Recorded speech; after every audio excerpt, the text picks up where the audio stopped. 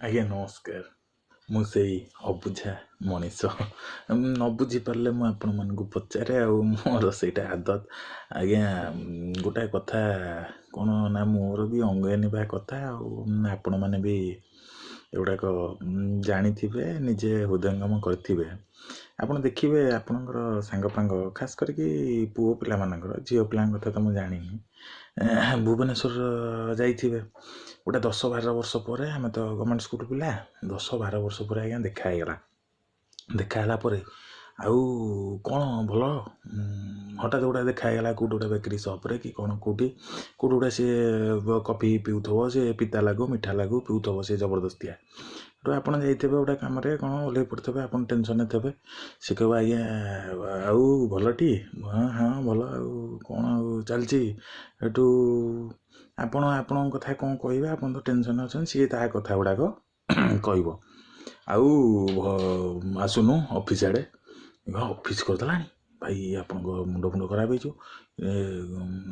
ମାନେ ଭୁବନେଶ୍ୱରରେ କେଉଁଠି ଦଲାଲି ଫଲାଲି କରୁଥିବେ, ଦଲାଲି କରିକି ଏମିତି ଚାଲିଥିବ ସଂସ୍ଥା ତାଙ୍କର, କିନ୍ତୁ ଅଫିସ୍ ମିଛୁଟାରେ ଅଫିସ୍ ରେ କେଉଁଠି ତ ଅଫିସ୍ ନା, ପଳେଇ ଆସିବୁ ସେ ମିଛୁଟାରେ ଅଷ୍ଟଶମ୍ଭୁ ଲେନ୍ରେ, ସେ ଅମକ ସେଠି 123 ପ୍ଲଟ୍ ନମ୍ବର ଏଇଆ ସେଇଆ ଭାଇ ଗପିବେ ଆପଣ। ସେ ଜୀବନରେ ଗଲେ ବି ସେ ଜାଗା ସେଠି ନଥିବ।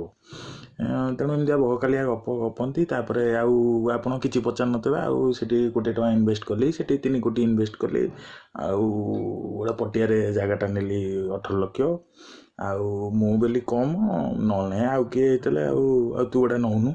ଆପଣ କହିବେ ଭାଇ ସାର୍ ମୋର ତ 1 ଲକ୍ଷ ଟଙ୍କା ହେଉନି ଠିକ୍ସେ, ଆଉ ମୁଁ ଆକୁ କ'ଣ 18 ଲକ୍ଷ 15 ଲକ୍ଷ ଟଙ୍କା କଥା କହୁଛି। ମାନେ ଲୋକ, ମୁଁ ସେୟା କହେ, ମାନେ ଗୋଟେ ସାଙ୍ଗକୁ ଦେଖିଲା ପରେ ଏମିତି କ'ଣ ପାଇଁ ହୁଅନ୍ତି? ମାନେ ପଇସା ହେଇଯାଇଥାଏ ନା ସେମାନଙ୍କ ପାଖରେ ପଇସା ନଥାଏ, ନା ମାନେ ନିଜ କଥା ଗୁଡ଼ାକ କହିବାକୁ ଚାହାନ୍ତି, ନା କ'ଣ ସବୁ ଆଜ୍ଞା ମୁଁ ତ ବୁଝିପାରୁନି। ଆପଣ ଯଦି ବୁଝୁଥିବେ ଏଇଭଳିଆ ପିଲା ବା ଲୋକଙ୍କ କଥା, ମାନେ କ'ଣ ପାଇଁ ସେ ଏମିତି ହୁଅନ୍ତି ଦେଖେଇ ହେବା ପ୍ରକୃତି, କି ନା କ'ଣ, ନା ଅମ୍ବାନୀ, ନା କୋଟିପତି, ନା ମିନିଷ୍ଟର ଛୁଆ, କ'ଣ ମୁଁ କିଛି ଜାଣିପାରିଲିନି। ଆଉ ଆପଣ ଯଦି ଜାଣିବେ ଜଣେଇବେ ଆଜ୍ଞା। ରହିଲି। ଏଇ ବିଷୟଟି ନେଇକି ଆଉ ଥରେ ଗୋଟେ ଭିଡ଼ିଓ ହେବ, ଆଉ ଭଲ ଲାଗିଲେ ସବସ୍କ୍ରାଇବ୍ କରିବେ, ଲାଇକ୍ କରିବେ, ନକଲେ କିଛି ଅସୁବିଧା ନାହିଁ, ଆଉ ଦେଖିଲେ ଦେଖିଦେବେ ଆଉ ଟିକେ ଆଉ।